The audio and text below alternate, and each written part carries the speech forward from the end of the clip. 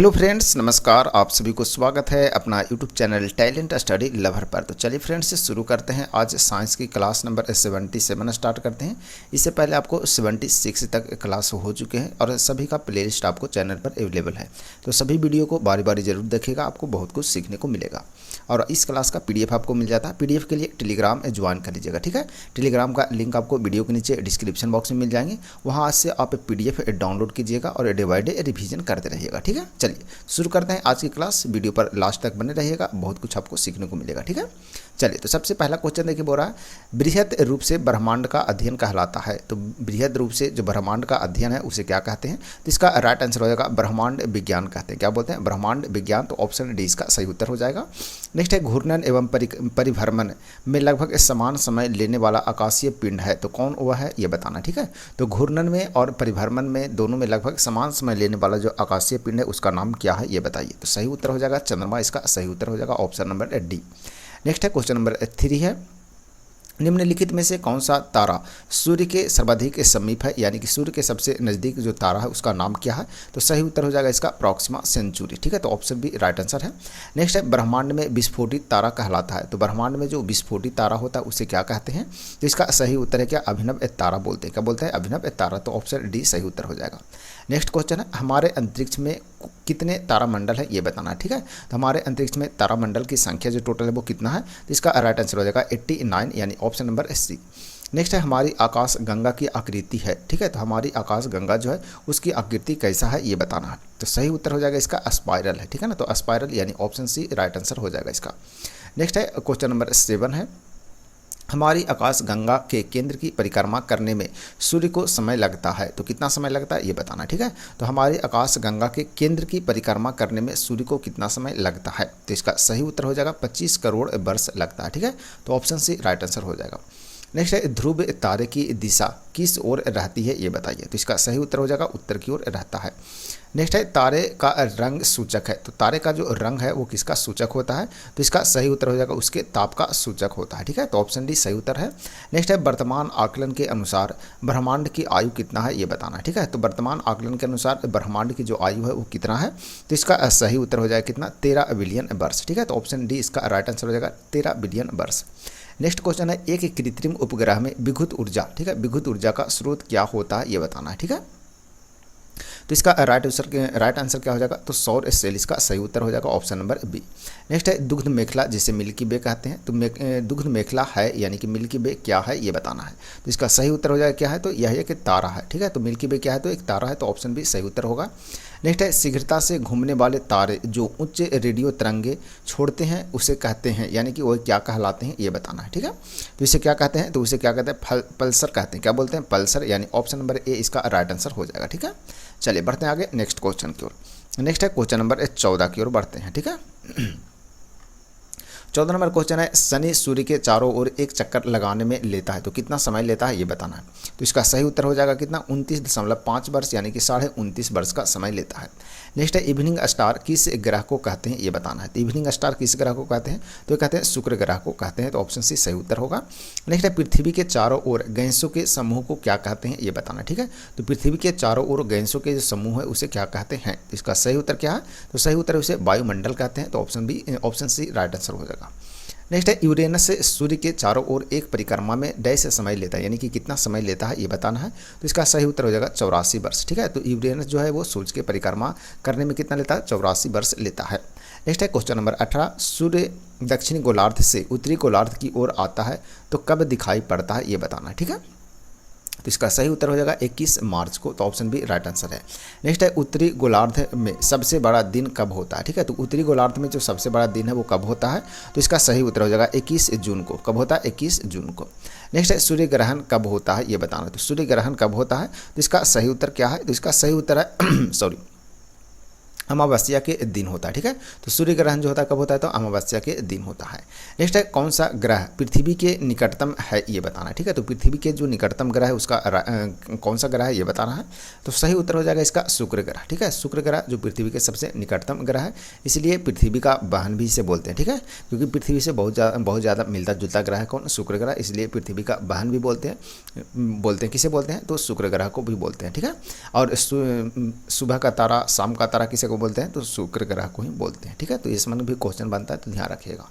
Next है बुध ग्रह सूर्य के चक्कर कितने समय में पूरा कर लेता है ये बताना, यानी कि एक चक्कर सूर्य को पूरा करने में बुध का कितना समय लगता है। तो सही उत्तर है इसका कितना 88 दिन लगता है, यानी कि सबसे तेज जो यानी कि सबसे कम समय में एक चक्कर सूर्य का लगाने वाला जो ग्रह कौन है, तो बुध ग्रह ही है, जो कि 88 दिन लेता है। नेक्स्ट है आकाश में सबसे चमकदार तारा का नाम क्या है ये बताना। ठीक है, तो आकाश में सबसे चमकदार तारा कौन है ये बताइए। तो सही उत्तर हो जाएगा इसका क्या, सीरियस है। ठीक है, सीरियस। तो ऑप्शन डी इसका राइट आंसर है। ठीक है, चलिए नेक्स्ट क्वेश्चन है, पृथ्वी के ध्रुवीय व्यास विषुवतीय व्यास से डैश छोटा है, यानी कि कितना किलोमीटर छोटा है ये बताना। ठीक है, तो पृथ्वी का जो ध्रुवीय व्यास है वो विषुवतीय व्यास से कितना छोटा है ये बताइए। तो सही उत्तर हो जाएगा इसका कितना, 42 किलोमीटर है। ठीक है, तो 42 किलोमीटर ध्रुवीय व्यास जो है वो क्या है, विषुवतीय व्यास से छोटा है। नेक्स्ट है निम्नलिखित में से कौन सबसे चमकदार ग्रह है। ठीक है, तो सबसे चमकदार ग्रह कौन है ये बताना है।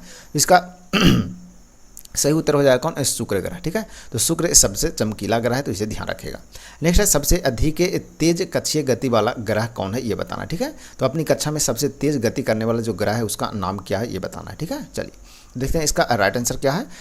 सॉरी, हाँ पहले तो ऑप्शन देख लें, तो 26 नंबर इसका राइट आंसर क्या हो जाएगा। तो इसका राइट आंसर है आपका ऑप्शन नंबर बी कौन, बृहस्पति ग्रह। ठीक है, और सौर मंडल का सबसे बड़ा ग्रह भी बृहस्पति ग्रह है, तो इसे भी ध्यान में जरूर रखिएगा। नेक्स्ट है पृथ्वी की उपसौर, ठीक है, उपसौर जिसे पेरीहेलियन बोलते हैं, ठीक है, स्थिति किस महीने में होती है ये बताना है। तो उपसौर जो होता है, उपसौर की जो घटना होता है पृथ्वी की, वो कौन सी महीने में होता है ये बताइए। तो ठीक है, चलिए तो इसका राइट आंसर हो जाएगा जनवरी में होता है। ठीक है ना, चलिए उपसौर जो होता है वो जनवरी में होता है, और कब होता है, तो यह 3 जनवरी को होता है। ठीक है, तो उपसौर की घटना जो होता है वो 3 जनवरी को होता है। ठीक है ना, तो इसे ध्यान रखिएगा। चलिए बढ़ते हैं आगे। नेक्स्ट है क्वेश्चन नंबर 28, किस ग्रह पर सूर्य पश्चिम में उगता है ये बताना। ठीक है, तो कौन सा ग्रह है जिस पर सूर्य जो है वो पश्चिम की ओर उगता है। तो सही उत्तर हो जाएगा अरुण और शुक्र, दोनों के दोनों राइट आंसर हो जाएगा, यानी ऑप्शन सी इसका सही उत्तर है, ए और बी दोनों। ठीक है, तो अरुण और शुक्र ग्रह जहाँ पर क्या होता है, तो सूर्य जो है वो पश्चिम में उगते हैं। ठीक है, चलिए नेक्स्ट है जब दिन और रात बराबर होते हैं तब विषुव, ठीक है ना, विषुव वर्ष के 2 काल होते हैं। तो कौन कौन काल होता है ये बताना है। ठीक है, तो इसका राइट आंसर क्या है, तो इसका राइट आंसर हो जाएगा 21 मार्च और 23 सितंबर होते हैं। ठीक है, तो इसका right answer option A. Next है सी ऑफ ट्रैंक्विलिटी यानी शांति का सागर कहाँ पर स्थित है ये बताना है। तो सही उत्तर है इसका कहाँ, चंद्रमा पर स्थित है। नेक्स्ट है आंखों से दिखने वाला क्षुद्र ग्रह का नाम क्या है ये बताइए। तो इसका सही उत्तर क्या है, तो सही उत्तर है इसका चारबेस्टा है। ठीक है, तो ऑप्शन बी इसका राइट आंसर होगा।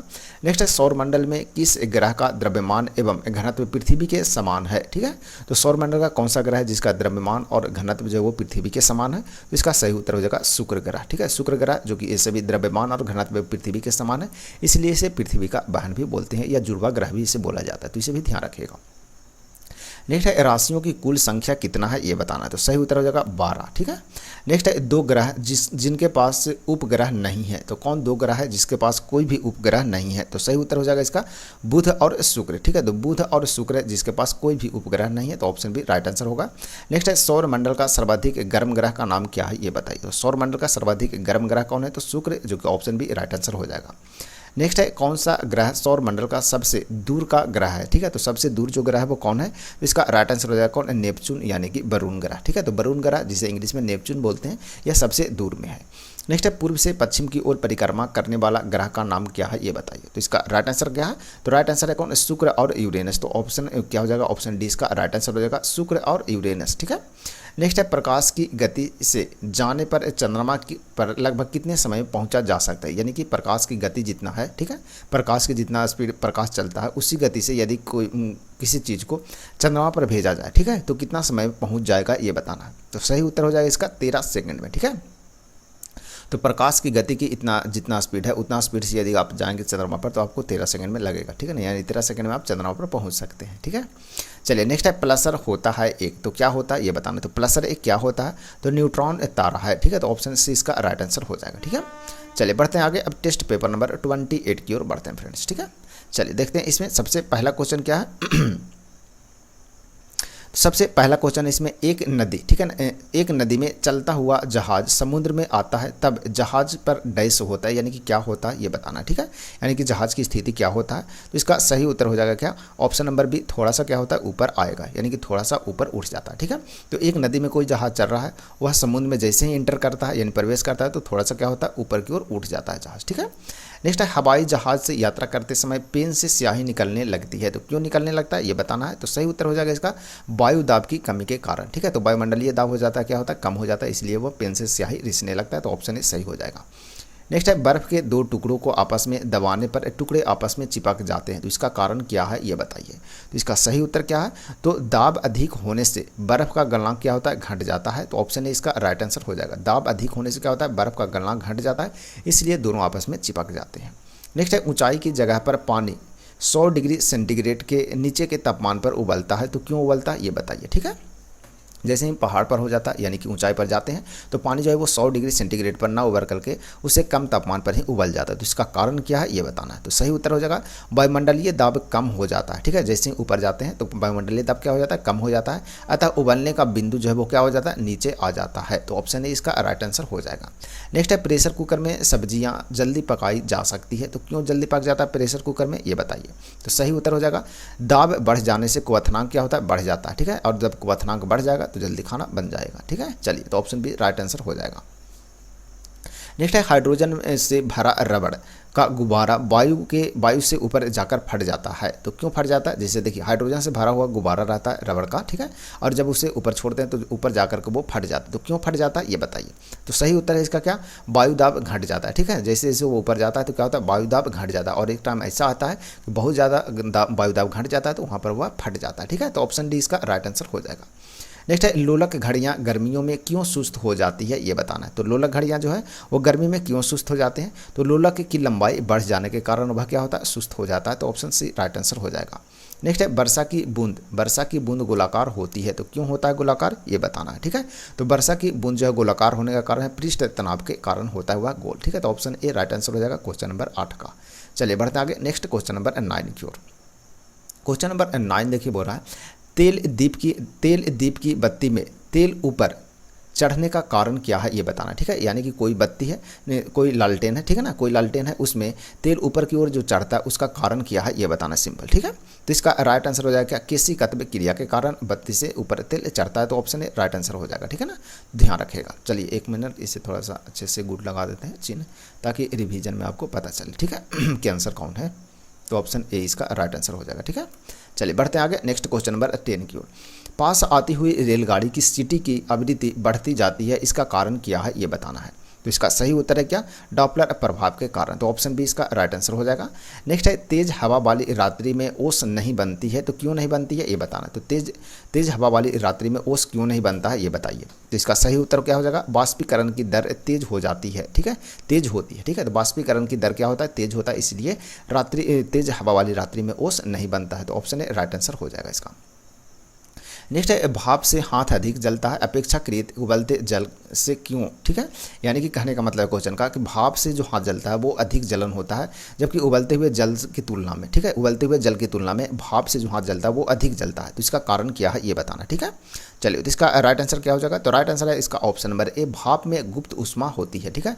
तो भाप में गुप्त ऊष्मा होता है, इसलिए क्या होता है भाप से जो हाथ जलता है वो ज़्यादा अधिक खतरनाक जलता है, यानी कि तेज जलता है, ठीक है। इसलिए भाप से हाथ न जले, ये से बच के रहिएगा, ठीक है। चलिए, क्योंकि गुप्त ऊष्मा होता है तो गुप्त मतलब अंदर अंदर, ठीक है, यानी कि अंदर अंदर वो जलाते रहता है। नेक्स्ट है क्वेश्चन नंबर 13, किस गुणधर्म के कारण पानी से भरे बर्तन में डुबाई गई छड़ी मुड़ी हुई प्रतीत होती है, तो इसका कारण क्या है ये बताइए। तो सही उत्तर है अपवर्तन के कारण, तो ऑप्शन सी राइट आंसर हो जाएगा। नेक्स्ट है, आकाश नीला प्रतीत होने का कारण क्या है ये बताना है। तो आकाश नीला प्रतीत जो होता है वो प्रकीर्णन के कारण होता है, तो ऑप्शन सी सही उत्तर हो जाएगा। आगे, वायुमंडल में प्रकाश के विसरण का कारण क्या है ये बताइए। तो वायुमंडल में प्रकाश के विसरण का कारण क्या है, तो इसका सही उत्तर क्या है, तो धूल कण, ठीक है, तो ऑप्शन बी सही है। नेक्स्ट है, समुद्र नीला प्रतीत होने का कारण क्या है। तो समुद्र नीला क्यों प्रतीत होता है, तो इसका सही उत्तर हो जाएगा आकाश के परावर्तन तथा जल के कणों द्वारा प्रकाश का प्रकीर्णन, ठीक है। तो इसके कारण समुद्र जो है वो नीला प्रतीत होता है, ठीक है ना। तो आकाश के परावर्तन तथा जल के कणों के द्वारा क्या होता है, प्रकाश का प्रकीर्णन के कारण, ठीक है। तो ऑप्शन बी राइट आंसर हो जाएगा। नेक्स्ट है अस्त होते यानी कि डूबते समय सूर्य लाल दिखाई देता है, तो क्यों दिखाई देता है, ठीक है। तो अस्त होते हुए या डूबते हुए सूर्य जो है लाल दिखाई देता है, तो इसका कारण क्या है ये बताना है। तो प्रकीर्णन के कारण, ठीक है। तो प्रकाश के प्रकीर्णन के कारण, तो ऑप्शन बी राइट आंसर हो जाएगा इसका। चलिए बढ़ते हैं आगे नेक्स्ट क्वेश्चन की ओर। नेक्स्ट है प्रतिध्वनि का कारण क्या है ये बताइए, ठीक है। तो प्रतिध्वनि का कारण क्या है, तो इसका सही उत्तर है ध्वनि का परावर्तन, तो ऑप्शन ए राइट आंसर हो जाएगा। नेक्स्ट है स्टील की गोली, ठीक है। स्टील की गोली पारे पर तैरती है, तो क्यों तैरती है ये बताना है। तो स्टील की गोली जो है वो पारे पर क्यों तैरता है ये बताना है। तो सही उत्तर है पारे का जो घनत्व है स्टील की अपेक्षाकृत क्या होता है, अधिक होता है, ठीक है। तो पारे का जो घनत्व होता है क्या होता है, स्टील से अधिक होता है, इसीलिए पारे पर स्टील तैरता है, तो ऑप्शन बी राइट आंसर हो जाएगा। नेक्स्ट है गर्मियों में सफ़ेद कपड़े पहनने जाते हैं, ठीक है। तो क्यों पहने जाते हैं ये बताना, ठीक है। यानी कि इस सलाह भी दिया जाता है कि गर्मी में सफ़ेद कपड़ा पहनना चाहिए, तो क्यों, तो ये बताना है। तो इसका सही उत्तर हो जाएगा क्या, सफ़ेद एक कपड़े उष्मा का अच्छा परावर्तक होता है, ठीक है। तो सफ़ेद कपड़ा क्या होता है, उष्मा का अच्छा परावर्तक होता है, इसीलिए गर्मी के टाइम में सफ़ेद कपड़ा पहनना चाहिए। नेक्स्ट है दलदल में फंसे व्यक्ति को लेट जाने की सलाह दी जाती है, तो क्यों, इसका सही उत्तर क्या होगा। तो इसका सही उत्तर है क्षेत्रफल अधिक होने से दाब कम हो जाता है, ठीक है ना। जैसे लेट जाएंगे तो क्षेत्रफल अधिक हो जाएगा, तो दाब क्या हो जाएगा, कम हो जाएगा। यानी कि आदमी जो दलदल में फंस जाता है, तो दलदल में क्या होता है, आदमी जो है धीरे धीरे अंदर की ओर चले जाता है, ठीक है। तो आप लेट जाइएगा तो क्षेत्रफल क्या हो जाएगा, अधिक हो जाएगा। जब क्षेत्रफल अधिक हो जाएगा तो आदमी अंदर नहीं जा पाएगा, ठीक है। यानी कि जाएगा भी तो बहुत टाइम लगेगा, तब तक संभावना है कि बच सके, ठीक है। इसलिए लेट जाना चाहिए, तो ऑप्शन है इसका राइट आंसर हो जाएगा। नेक्स्ट है क्वेश्चन नंबर 22 है चौराहों पर पानी के फुहारे में, ठीक है ना, गेंद नाचती रहती है, तो इसका कारण क्या है ये बताना है। तो इसका सही उत्तर हो जाएगा पानी का वेग अधिक होने से दाब क्या होता है, घट जाता है, तो ऑप्शन ए राइट आंसर हो जाएगा। नेक्स्ट है चमगादड़ अंधेरे में उड़ते हैं, क्यों ये बताइए। तो चमगादड़ अंधेरे में क्यों उड़ता है, तो इसका सही उत्तर हो जाएगा क्या, कि चमगादड़ पराश्रव्य तरंगे क्या करते हैं, उत्पन्न करते हैं, ठीक है। तो चमगादड़ जो है वो पराश्रव्य तरंग उत्पन्न करता है, इसलिए चमगादड़ जो है वो अंधेरे में उड़ सकता है, ठीक है ना। यानी कि वो चमगादड़ को दिखता नहीं है, वो पराश्रव्य तरंग उत्पन्न करता है, वहीं उसका रास्ता रहता है, उसी से वो पता करता है कि रास्ता आगे ब्लॉक है या सही है, ठीक है। उसे अंधेरे से कोई मतलब नहीं रहता, ठीक है ना। तो ऑप्शन है इसका राइट आंसर हो जाएगा। नेक्स्ट है क्वेश्चन नंबर 24 कि बांध के नीचे की दीवारें मोटी बनाई जाती है, तो क्यों मोटी बनाई जाती है, बांध के नीचे की जो दीवार रहता है वो मोटी क्यों बनाई जाती है, मजबूत ज़्यादा बनाया जाता है, तो इसका कारण क्या है ये बताइए। तो इसका सही उत्तर हो जाएगा गहराई बढ़ने के साथ द्रव का दाब क्या होता है, बढ़ जाता है। जैसे ही गहराई बढ़ेगा तो द्रव का दाब क्या होता है, बढ़ जाता है। तो द्रव का दाब जब बढ़ जाएगा तो नीचे की ओर बढ़ेगा, यानी कि बेस है वहाँ पर बढ़ेगा, ठीक है ना। तो जब बेस ही मजबूत नहीं रहेगा तो दीवार भी टूट जाएगा, इसलिए दीवार का जो जब बांध बनाया जाता है तो पानी तो बढ़ेगा ही, जब पानी बढ़ेगा तो नीचे जो दीवार है उसका जो बेस है वहाँ पर क्या होगा, दाब बढ़ेगा, ठीक है। जब दाब बढ़ेगा तो ये बेस जो है वो मजबूत होना चाहिए, नहीं तो फिर ये टूट जाएगा, ठीक है। तो गहराई बढ़ने के साथ क्या होता है, द्रव का जो दाब है वो बढ़ जाता है, ठीक है ना। इसीलिए अंदर की जो दीवार है वो नीचे की दीवार यानी जो बेस रहता है उसे मजबूत बनाते हैं, तो ऑप्शन ए राइट आंसर हो जाएगा। चलिए बढ़ते हैं आगे नेक्स्ट क्वेश्चन की ओर अब, ठीक है। नेक्स्ट है टेस्ट पेपर नंबर 29 की ओर बढ़ते हैं फ्रेंड्स, ठीक है। चलिए बताइएगा वीडियो कैसा लग रहा है, वीडियो अच्छा लगे तो लाइक शेयर जरूर करते रहेगा, ठीक है ना। चलिए बढ़ते हैं आगे नेक्स्ट क्वेश्चन की ओर, देखते हैं इसमें पहला क्वेश्चन है वस्तु की मात्रा बदलने पर अब अपरिवर्तित रहेगा, ठीक है। तो वस्तु की मात्रा बदलने पर क्या अपरिवर्तित रहेगा ये बताइए। तो सही उत्तर है इसका ऑप्शन डी क्या, घनत्व, ठीक है। तो वस्तु की मात्रा बदलने पर उसका घनत्व जो है क्या रहेगा, अपरिवर्तित रहेगा। नेक्स्ट है यदि सरल लोलक की लंबाई 4% बढ़ा दी जाए तो उसका आवर्तकाल पर क्या प्रभाव पड़ेगा ये बताना है। तो सही उत्तर है 2% बढ़ जाएगा। नेक्स्ट है जब कोई वस्तु ऊपर से गिराई जाती है तो उसका भार होता है, तो क्या भार होता है ये बताना है। तो सही उत्तर है परिवर्तनशील होता है, भार क्या होता है, परिवर्तनशील होता है। नेक्स्ट है एक गैस, ठीक है, जब एक गैस के पात्र में दबाव बढ़ाया जाता है तो उसका द्रव्यमान क्या होगा ये बताइए, ठीक है। तो इसका सही उत्तर है क्या, स्थिर रहेगा। नेक्स्ट है तांबे की गेंद, ठीक है, तांबे की गेंद को गर्म करने पर इसका घनत्व पर क्या प्रभाव पड़ेगा ये बताना है। तो सही उत्तर है इसका घनत्व घट जाएगा, तो ऑप्शन बी राइट आंसर हो जाएगा। नेक्स्ट है ऊंचाई बढ़ने से वायुमंडलीय दाब पर क्या प्रभाव पड़ता है ये बताना, ठीक है। तो ऊंचाई बढ़ेगा तो वायुमंडलीय दाब पर क्या प्रभाव पड़ेगा, तो इसका सही उत्तर हो जाएगा घट जाएगा, क्या होता है, घट जाता है। नेक्स्ट है दाब बढ़ने पर बर्फ़ का गलनांक क्या होता है ये बताइए। तो दाब जब बढ़ेगा तो बर्फ़ के गलनांक पर क्या प्रभाव पड़ेगा, तो बर्फ़ का गलनांक घट जाता है, तो ऑप्शन है इसका सही उत्तर हो जाएगा। नेक्स्ट है द्रव्य का घनत्व अधिक होने पर पृष्ठ तनाव क्या होता है, ठीक है। तो द्रव्य का घनत्व अधिक होने पर पृष्ठ तनाव पर क्या प्रभाव पड़ेगा, तो इसका ऑप्शन है क्या होगा, बढ़ जाएगा, ठीक है। तो ऑप्शन बी इसका राइट आंसर हो जाएगा। नेक्स्ट है ताप बढ़ने पर द्रव्य की श्यानता पर क्या प्रभाव पड़ेगा, ये बताना है। तो सही उत्तर है क्या, घट जाती है, ठीक है ना। तो ताप बढ़ने पर द्रव्य की श्यानता घट जाती है, ठीक है ना। चलिए नेक्स्ट है ताप बढ़ने पर गैस की श्यानता पर क्या प्रभाव पड़ता है। तो गैस की जो श्यानता होता है वो क्या हो जाता है, बढ़ जाता है। तो ऑप्शन बी राइट आंसर हो जाएगा। नेक्स्ट है एक लड़की झूला झूल रही है, उसके पास एक अन्य लड़की आकर बैठ जाती है, ठीक है। तो झूले का आवर्तकाल पर क्या प्रभाव पड़ेगा। तो इसका सही उत्तर है क्या, अपरिवर्तित रहेगा। क्या रहेगा, अपरिवर्तित रहेगा। नेक्स्ट है पानी से भरे एक बर्तन में पानी से भरे एक बर्तन में बर्फ के एक टुकड़ा तैर रहा है। पूरी बर्फ पिघलने पर बर्तन का जो जल है उसका स्तर पर क्या प्रभाव पड़ेगा, ये बताना है, ठीक है। चलिए इसका राइट आंसर क्या होगा, तो इसका राइट आंसर रहेगा ऑप्शन नंबर सी, यानी कि अपरिवर्तित रहेगा। क्या रहेगा, अपरिवर्तित रहेगा, ठीक है ना। चलिए नेक्स्ट है क्वेश्चन नंबर 13। एक कमरे में पंखा चल रहा है, तो कमरे की वायु का ताप क्या होगा, ये बताना है, ठीक है। तो इसका सही उत्तर क्या होगा, बढ़ जाएगा, ठीक है ना। यानी कि कमरे का तापमान भी बढ़ जाता है पंखा जब चलता है तो। नेक्स्ट है कमरे में रखे रेफ्रिजरेटर का दरवाज़ा खोल दिया जाए तो कमरे का ताप पर क्या प्रभाव पड़ेगा, ये बताना, ठीक है। तो इसका सही उत्तर हो जाएगा क्या, बढ़ जाएगा। तो कमरे का तापमान बढ़ जाएगा। नेक्स्ट है किसी चुंबक को गर्म करने पर उसका चुंबकत्व क्या होता है, ये बताइए। तो किसी चुंबक को जब गर्म करते हैं तो उसका चुंबकत्व क्या होता है, तो इसका जो चुंबकत्व होता है वो क्या होता है, नष्ट हो जाता है, ठीक है ना। तो ऑप्शन डी सही उत्तर हो जाएगा। क्या हो जाता है, नष्ट हो जाता है। नेक्स्ट है अर्धचालक में ताप बढ़ाने पर क्या होता है, ये बताइए। तो अर्धचालक में जब ताप बढ़ाते हैं तो उसका प्रतिरोध क्या होता है, घट जाता है। तो ऑप्शन बी सही हो जाएगा। नेक्स्ट है जब किसी वस्तु को धनावेशित किया जाता है तो वह होता है, क्या खोता है या क्या करता है, ये बताना है। तो इसका सही उत्तर है इलेक्ट्रॉन को खो देता है, ठीक है। तो ऑप्शन है राइट आंसर हो जाएगा। नेक्स्ट है जल में गैसों की विलेयता ताप बढ़ने से क्या होता है, ये बताइए। तो सही उत्तर हो जाएगा क्या, घट जाती है। तो ऑप्शन भी सही उत्तर हो जाएगा। नेक्स्ट है क्वेश्चन नंबर 19। पृथ्वी तल से, ठीक है, पृथ्वी तल से ऊपर या नीचे जाने पर गुरुत्वीय त्वरण का मान पर क्या प्रभाव पड़ता है। तो इसका सही उत्तर हो जाएगा, घट जाता है। क्या होता है, घट जाता है। नेक्स्ट है यदि दूध से क्रीम को अलग कर लिया जाए तो दूध का घनत्व क्या होगा। तो दूध का घनत्व क्या होगा, तो दूध का जो घनत्व है वो बढ़ जाता है। तो ऑप्शन सी सही उत्तर हो जाएगा। नेक्स्ट है क्वेश्चन नंबर 21 है जब बर्फ पिघलती है तो उसका आयतन क्या होगा, ठीक है सॉरी, जब बर्फ पिघलेगा तो उसका आयतन पर क्या प्रभाव पड़ेगा। तो आयतन उसका घट जाएगा। तो ऑप्शन भी सही हो जाएगा। नेक्स्ट है यदि वस्तु की चाल आधी कर दी जाए तो गतिज ऊर्जा क्या होगा, ठीक है। तो वस्तु की चाल जो है वो आधी कर दिया जाए तो उसके गति ऊर्जा में क्या प्रभाव पड़ेगा। तो 1/4 रह जाए। क्या रहेगा, 1/4 रह जाएगा। तो ऑप्शन भी सही हो जाएगा इसका, ठीक है। चलिए बढ़ते हैं आगे नेक्स्ट क्वेश्चन की ओर। नेक्स्ट है क्वेश्चन नंबर 23। झरने में, ठीक है ना, झरने में जब जल ऊंचाई से गिरता है तो उसका ताप क्या होता है, ये बताइए, ठीक है। तो इसका सही उत्तर है बढ़ जाता है, ठीक है। तो झरने में जब जल ऊंचाई से गिरता है तो उसका ताप बढ़ जाता है। नेक्स्ट है किसी पेंडुलम की लंबाई दुगुनी कर दी जाए तो उसका आवर्तकाल क्या होगा, ये बताना है, ठीक है। तो इसका सही उत्तर हो जाएगा क्या, √2 गुना बढ़ जाएगा। क्या होगा, √2 गुना क्या होगा, बढ़ जाएगा। नेक्स्ट है पत्थरों से भरी कोई नाव नदी में तैर रही है, यदि सारे पत्थर नदी में गिरा दिया जाए तो नाव का तल क्या होगा, ठीक है। तो नाव का तल पर क्या प्रभाव पड़ेगा। तो इसका सही उत्तर क्या है, तो सही उत्तर है इसका वहीं रहेगा। तो नाव का तल क्या रहेगा, वहीं रहेगा। नेक्स्ट है यदि, लेकिन दिमाग में आएगा क्या कि उठ जाएगा, उठेगा नहीं, वो वहीं रहेगा। समझे कि नहीं, इसको ध्यान रखेगा। नेक्स्ट है यदि पृथ्वी पर वायुमंडल ना होता तो दिन की अवधि क्या होता, ठीक है, ये बताइए। तो इसका सही उत्तर क्या हो जाएगा, तो ऑप्शन ए कम होती। नेक्स्ट है स्वतंत्रता पूर्वक गिरती हुई वस्तु की कुल ऊर्जा क्या होती है, ये बताना है। तो सही उत्तर है क्या, नियत रहती है। क्या रहता है, नियत रहता है। तो ऑप्शन सी सही हो जाएगा। नेक्स्ट है जब कांच की छड़ को रेशम से रगड़ा जाता है तो छड़ पर क्या होता है, ठीक है ना। तो छड़ डैश होता है, ठीक है। तो क्या हो जाती है, ये बताना है। तो सही उत्तर है क्या, धनावेशित हो जाती है, ठीक है ना, धनावेशित हो जाती है।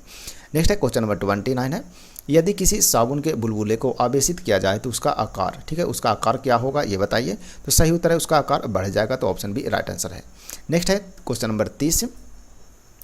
ताप बढ़ाने पर सिलिकॉन का प्रतिरोध क्या होगा, ठीक है। तो ताप बढ़ाएंगे तो सिलिकॉन का प्रतिरोध क्या होगा, तो घट जाएगा, ठीक है, क्योंकि सिलिकॉन किसके अंतर्गत आता है, तो अर्धचालक में, और अर्धचालक का जब ताप बढ़ाते हैं तो प्रतिरोध घटता है। नेक्स्ट है भूमध्य रेखा से ध्रुवों की ओर जाने पर गुरुत्वीय त्वरण का मान पर क्या प्रभाव पड़ेगा, ये बताइए। तो इसका सही उत्तर क्या है, बढ़ता जाता है। क्या होता है, बढ़ता जाता है, ठीक है। चलिए नेक्स्ट है क्वेश्चन नंबर 32 है लोहे पर जंग लगने पर उसका भार क्या होता है, ये बताइए। तो जब लोहे में जंग लगता है तो उसका भार होता है, क्या होता है, बढ़ जाता है। तो ऑप्शन सी सही उत्तर हो जाएगा। नेक्स्ट है स्थिर ताप पर गैस का आयतन कम करने से उसका दाब पर क्या प्रभाव पड़ेगा, ये बताना है। तो इसका सही उत्तर हो जाएगा बढ़ जाता है। क्या होता है, बढ़ जाता है। तो ऑप्शन बी राइट आंसर हो जाएगा, ठीक है। चलिए बढ़ते हैं आगे। नेक्स्ट है अब मॉडल सेट की ओर, मतलब टेस्ट पेपर की ओर। ठीक है, चलिए नेक्स्ट है आपको मॉडल टेस्ट पेपर नंबर 30 की ओर बढ़ते हैं फ्रेंड्स। ठीक है, तो 30 में देखते हैं पहला क्वेश्चन क्या है। थोड़ा सा रेस्ट कर लें, थोड़ा सा थक गए, नहीं क्वेश्चन बहुत सारा हो जाता है, नहीं हो जाता का।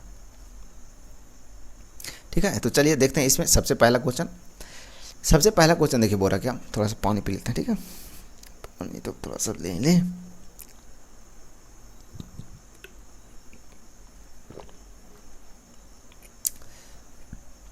चलिए देखते हैं फ्रेंड्स पहला क्वेश्चन इसमें। तो पहला क्वेश्चन देखिए बोल रहा है रॉकेट किस सिद्धांत पर कार्य करता है, ये बताना है। तो रॉकेट किस सिद्धांत पर कार्य करता है, तो ये संवेग संरक्षण के सिद्धांत पर कार्य करता है। तो ऑप्शन डी इसका राइट आंसर हो जाएगा। नेक्स्ट है उत्प्लावकता। ठीक है, उत्प्लावकता से संबंधित वैज्ञानिक हैं। तो कौन वैज्ञानिक है जो उत्प्लावकता से संबंधित है, तो इसका सही उत्तर हो जाएगा कौन, आर्किमिडीज है। ठीक है, तो आर्किमिडीज इसका राइट आंसर हो जाएगा ऑप्शन नंबर ए। नेक्स्ट है किसी ध्वनि स्रोत की आवृत्ति में होने वाला उतार चढ़ाव क्या कहलाता है, ये बताना है। तो इसका सही उत्तर क्या है, तो इसका सही उत्तर है डॉपलर प्रभाव कहलाता है। तो ऑप्शन बी राइट आंसर हो जाएगा। नेक्स्ट है परमाणु बम का सिद्धांत आधारित है, यानी कि परमाणु बम किस सिद्धांत पर कार्य करता है, तो यह करता है नाभिकीय विखंडन पर कार्य करता है। तो ऑप्शन ए इसका राइट आंसर हो जाएगा। ठीक है, जबकि हाइड्रोजन बम जो होता है वो नाभिकीय संलयन पर कार्य करता है। नेक्स्ट है द्रव्यमान ऊर्जा संबंध किसका निष्कर्ष है, ये बताना। ठीक है, तो द्रव्यमान ऊर्जा संबंध किसका निष्कर्ष है, तो इसका सही उत्तर हो जाएगा सापेक्षता के सामान्य सिद्धांत का। तो ऑप्शन बी इसका राइट आंसर हो जाएगा। नेक्स्ट है ब्रह्मांड प्रसारित हो रहा है, एक कथन है। तो यह किसका कथन है कि ब्रह्मांड जो है वो प्रसारित हो रहा था, यानी कि फैल रहा है। तो इसका सही उत्तर हो जाएगा एडविन हब्बल का। ठीक है, तो ऑप्शन बी राइट आंसर हो जाएगा। नेक्स्ट है ग्रहों के गति का नियम किसने प्रतिपादित किया था, ये बताइए। तो ग्रहों के नियम का प्रतिपादन किसके द्वारा किया गया, तो केपलर के द्वारा किया गया। तो ऑप्शन बी राइट आंसर हो जाएगा। नेक्स्ट है पृथ्वी तथा अन्य ग्रह सूर्य के चक्कर लगाते हैं, यह कथन किसका है, ये बताना। ठीक है, पृथ्वी तथा अन्य ग्रह सूर्य के चक्कर लगाते या किसके द्वारा कथन कहा गया था, तो इसका राइट आंसर है कॉपरनिकस के द्वारा कहा गया था। तो ऑप्शन नंबर सी इसका सही उत्तर हो जाएगा। ठीक है, चलिए बढ़ते आगे नेक्स्ट क्वेश्चन नंबर 9 की ओर। तारों व सूर्य की ऊर्जा का स्रोत है। ठीक है, तो तारा और सूर्य का जो ऊर्जा का स्रोत है मुख्य रूप से वो क्या है, तो यह नाभिकीय संलयन। तो option number A right answer हो जाएगा। नेक्स्ट है लॉ ऑफ फ्लोटिंग सिद्धांत की खोज किसने किया था, तो इसका राइट आंसर हो जाएगा आर्किमिडीज के द्वारा। ठीक है, तो ऑप्शन डी राइट आंसर है। नेक्स्ट है पौधे में भी जीवन होता है को किसने बतलाया। ठीक है, पौधों में भी जीवन होता है, इसको किसने बतलाया था, ये बताना है। तो इसका सही उत्तर है जेसी बोस के द्वारा यह बतलाया गया था। तो ऑप्शन ए राइट आंसर है इसका। नेक्स्ट है आधुनिक एंटीसेप्टिक सर्जरी के जनक हैं, तो कौन है, तो आधुनिक एंटीसेप्टिक सर्जरी के जनक कौन है, ये बताइए। तो सही उत्तर हो जाएगा इसका जोसेफ लिस्टर जी हैं। कौन है, जोसेफ लिस्टर। चलिए बढ़ते हैं आगे नेक्स्ट क्वेश्चन की ओर। नेक्स्ट है स्याही सोखता किस सिद्धांत पर कार्य करता है, ये बताना है। ठीक है, तो स्याही सोखता जो है किस सिद्धांत पर कार्य करता है, तो यह करता है परासरण के सिद्धांत पर। तो ऑप्शन सी राइट आंसर हो जाएगा। नेक्स्ट है आइंस्टीन को नोबेल पुरस्कार मिला था। ठीक है, तो आइंस्टीन को जो नोबेल पुरस्कार मिला था वो किसके लिए मिला था, ये बताना है। तो इसका सही उत्तर हो जाएगा क्या, प्रकाश विद्युत प्रभाव की व्याख्या के लिए। ठीक है, तो प्रकाश विद्युत प्रभाव की व्याख्या के लिए आइंस्टीन को नोबेल पुरस्कार मिला था। नेक्स्ट है डिजिटल कंप्यूटर किस सिद्धांत पर कार्य करता है, यानी कि आधारित है, ये बताना है। तो इसका सही उत्तर है गणना पर आधारित है। नेक्स्ट है क्वार्टर्ज घड़ियाँ किस सिद्धांत के अनुसार कार्य करती है, तो क्वार्टर्ज घड़ियाँ जो है वो किस सिद्धांत पर कार्य करता है, तो इसका सही उत्तर हो जाएगा दाब विद्युत प्रभाव। ठीक है, तो दाब विद्युत प्रभाव के सिद्धांत पर कार्य करता है कौन, क्वार्टर्ज घड़ियाँ। नेक्स्ट है विद्युत मोटर किस सिद्धांत के अनुसार कार्य करती है, तो विद्युत मोटर जो वो किस सिद्धांत के अनुसार कार्य करता है, तो इसका सही उत्तर है फैराडे के नियम के अनुसार कार्य करता है। नेक्स्ट है परमाणु घड़ी निम्न में से किस प्रभाव के अंतर्गत कार्य करती है। ठीक है, तो परमाणु घड़ी निम्न में से किस प्रभाव के अंतर्गत कार्य करती है, ये बताना है। तो सही उत्तर हो जाएगा क्या, पीजो इलेक्ट्रिक प्रभाव। ठीक है, तो ऑप्शन बी राइट आंसर हो जाएगा क्या, पीजो इलेक्ट्रिक प्रभाव के कारण कार्य करता है। नेक्स्ट है लेजर किस सिद्धांत पर कार्य करता है, ये बताना है। तो यह जो कार्य करता है किस पर कार्य करता है, तो विकिरण का उद्दीप्ति उत्सर्जन पर कार्य करता है कौन, लेजर। ठीक है, तो ऑप्शन ए इसका राइट आंसर हो जाएगा। चलिए बढ़ते हैं आगे। नेक्स्ट है क्वेश्चन नंबर 20 है रडार की कार्यप्रणाली किस सिद्धांत पर आधारित है, यानी कि रडार कौन से सिद्धांत पर कार्य करता है, तो इसका सही उत्तर हो जाएगा रेडियो तरंग के अपवर्तन पर यह कार्य करता है। तो ऑप्शन सी राइट आंसर है। नेक्स्ट है हाइड्रोजन बम आधारित है, तो हाइड्रोजन बम किस पर आधारित है, तो यह होता है नाभिकीय संलयन पर। तो ऑप्शन ए राइट आंसर हो जाएगा। नेक्स्ट है लेंज का नियम है। ठीक है, तो लेंज का नियम किससे संबंधित है, ये बताना है। तो इसका सही उत्तर है द्रव्यमान संरक्षण का संबंध है। ठीक है, तो लेंज का नियम का संबंध किससे, तो द्रव्यमान संरक्षण का। ठीक है, तो ऑप्शन ए इसका राइट आंसर हो जाएगा। चलिए बढ़ते हैं आगे नेक्स्ट क्वेश्चन की ओर। नेक्स्ट क्वेश्चन देखते हैं 23। नेक्स्ट क्वेश्चन है 23 नंबर पृथ्वी की आयु ज्ञात करने में प्रयोग होता है, तो पृथ्वी की आयु को ज्ञात करने में किसका प्रयोग होता है, तो यूरेनियम डेटिंग विधि का प्रयोग होता है। तो ऑप्शन सी सही उत्तर हो जाएगा। नेक्स्ट है जीवाश्मों व पेड़ों की आयु ज्ञात करने में प्रयोग किया जाता है। ठीक है, तो जीवाश्म की और पेड़ पौधों की आयु कैसे ज्ञात करते हैं, तो इसका सही उत्तर हो जाएगा कार्बन डेटिंग विधि से करते हैं। तो ऑप्शन ए राइट आंसर हो जाएगा। नेक्स्ट है स्टोक्स का नियम संबंधित है। ठीक है, तो स्टोक्स का नियम जो है वो किससे संबंधित है ये बताना है।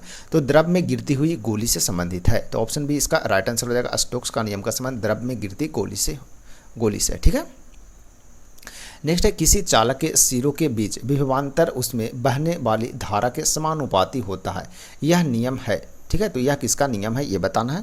तो सही उत्तर है इसका ओम का नियम है। ठीक है, तो ऑप्शन डी इसका राइट आंसर हो जाएगा। नेक्स्ट है सल्फाइड अयस्कों के सांद्रण की विधि है। तो कौन सी विधि है ये बताइए। तो इसका सही उत्तर हो जाएगा क्या, फेन प्लवन विधि। ठीक है, तो सल्फाइड अयस्कों के सांद्रण की विधि है जिसे क्या बोलते हैं, फेन प्लवन विधि कहते हैं। तो ऑप्शन सी सही उत्तर हो जाएगा। नेक्स्ट है अयस्क से चुंबकीय अशुद्धियों को दूर करने के लिए प्रयुक्त की जाने वाली विधि को क्या कहते हैं। तो इसका सही उत्तर क्या है, तो सही उत्तर है चुंबकीय पृथक्करण विधि कहते हैं, यानी ऑप्शन नंबर बी इसका राइट आंसर हो जाएगा। नेक्स्ट है प्राकृतिक वर्णन सिद्धांत का प्रतिपादन किसने किया था। तो प्राकृतिक वर्णन सिद्धांत का प्रतिपादन जो किया गया था चार्ल्स डार्विन के द्वारा, यानी ऑप्शन नंबर डी इसका राइट आंसर हो जाएगा। नेक्स्ट है क्वेश्चन नंबर 30 देखते हैं। जीव द्रव्य जीवन का भौतिक आधार है, यह मत दिया था। तो यह मत किसने दिया था ये बताना है। तो इसका सही उत्तर है क्या, हेक्सले के द्वारा दिया गया था। तो ऑप्शन इसका राइट आंसर हो जाएगा। नेक्स्ट है उत्परिवर्तन का सिद्धांत किसने दिया था ये बताना। ठीक है, तो उत्परिवर्तन का सिद्धांत किसके द्वारा दिया गया, तो हुग्रो के द्वारा दिया गया। तो ऑप्शन नंबर सी सही उत्तर हो जाएगा। नेक्स्ट है नेचुरल सिलेक्शन का सिद्धांत किसने बनाया था ये बताना। ठीक है, तो नेचुरल सिलेक्शन का जो प्रतिपादन है वो किसके द्वारा किया गया, तो चार्ल्स डार्विन के द्वारा। तो ऑप्शन सी सही उत्तर हो जाएगा। नेक्स्ट है एक जीन एक एंजाइम। ठीक है, एक जीन एक एंजाइम सिद्धांत को किसने प्रतिपादित किया था ये बताना है। तो एक जीन एक एंजाइम का जो प्रतिपादन किया गया था ये किया गया था बीडल एवं टाइटम के द्वारा किया गया था। तो ऑप्शन नंबर सी इसका सही उत्तर हो जाएगा। क्या हो जाएगा, बीडल एवं टाइटन के द्वारा एक जीन एक एंजाइम सिद्धांत को प्रतिपादित किया गया था। ठीक है, चलिए तो आज की क्लास फ्रेंड्स यहीं तक रहेगा। आपको टेस्ट पेपर नंबर कितना हो गया, 30 तक समाप्त हो चुका है। ठीक है ना, कितना 30 था ना, हाँ 30 तक हो चुका है। टोटल 30 हो चुका है, मतलब आधा हो चुका है, 35 और बाकी है। ठीक है, तो धीरे धीरे अपन लोग खत्म कर लेंगे। मुश्किल से 10 क्लास के आसपास और चलेगा, तो लगभग 10 क्लास में आपका समाप्त हो जाएगा। ठीक है ना, चलिए तो बताएगा वीडियो कैसा लगा। वीडियो यदि अच्छा लगे तो वीडियो को लाइक और शेयर जरूर कीजिएगा। तो फ्रेंड्स मिलते हैं आगे नेक्स्ट क्लास में, तब तक के लिए आप सभी को धन्यवाद।